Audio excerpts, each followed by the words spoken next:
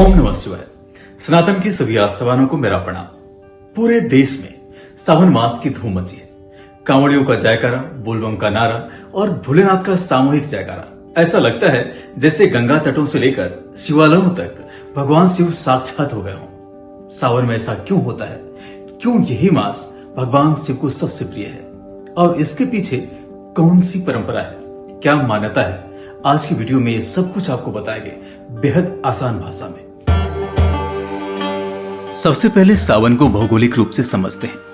सावन का महीना वर्ष के उस काल में आता है जब भगवान सूर्य दक्षिणायन होते हैं, यानी ये हमारे धरती के दक्षिणी गोलार्ध में होते हैं। सनातन के वैदिक ग्रंथों में शिव दक्षिणायन के देवता है, इसलिए सावन महीने में भगवान शिव की आराधना शुभ और फलदायक होती है। सावन में शिव की पूजा का एक पहलू इसमें होने वाली बारिश है।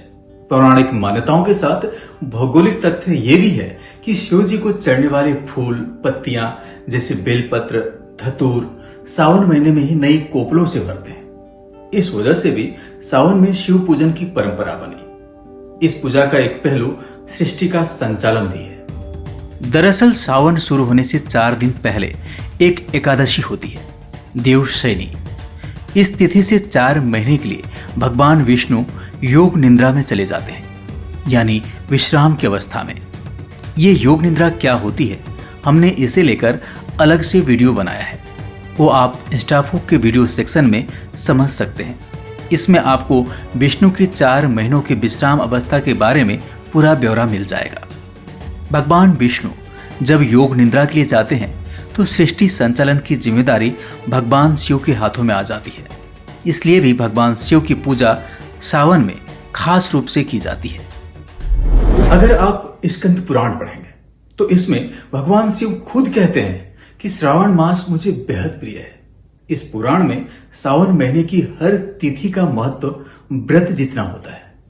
इस महीने नियम संयम रखने से आत्मिक शक्ति मजबूत हो जाती है, क्योंकि हमारा शरीर जिन तत्वों से बना है उसमें शिव तत्व बड़ी ऊर्जा है। भगवान शिव के इस ऊर्जा को सबसे पहले पार्वती जी ने हासिल किया था। शिव को वर के रूप में हासिल करने के लिए पार्वती जी ने सावन महीने में ही बिना कुछ खाए पिए कठोर तप किया था। पार्वती के तप से प्रसन्न होकर भगवान शिव ने मानव रूप लिया और पार्वती जी से विवाह के लिए धरती पर आए।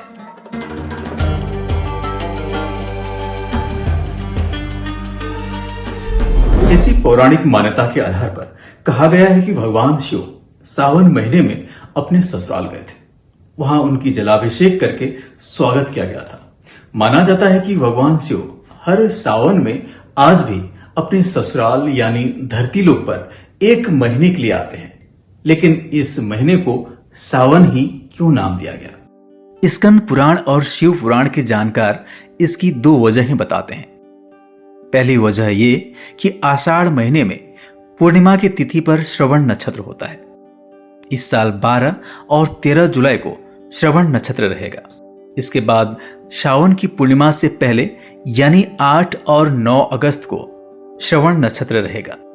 एक मास में 2 बार श्रवण नक्षत्र आने की वजह से इस मास को श्रावण कहा गया।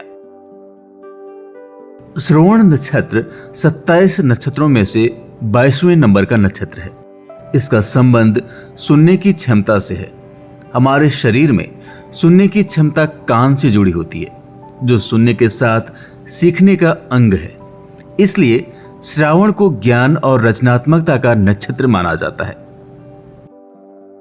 स्कंद पुराण में भगवान शिव ने खुद कहा है कि श्रावण मास का महत्व सुनने में है। इसी से सिद्धि भी मिलती है, इसलिए इसे श्रावण कहते हैं। इसमें निर्मलता का गुण होने से ये आकाश के समान है, इसलिए इसे नभा भी कहा गया है। श्रावण का महत्व बताते हुए महाभारत के अनुशासन पर्व में अंगिका ऋषि ने कहा है कि जो इंसान मन और इंद्रियों को काबू में रखकर एक वक्त खाना खाते हुए श्रावण मास बिताता है, उसे कई तीर्थों में स्नान करने जितना पुण्य मिलता है। आज के वीडियो में शिव महिमा को यही विराम देते हैं। अगले वीडियो में आपको शिव की 3 ऐसी कहानियां बताऊंगा जो आपके सोचने का तरीका बदल देगी।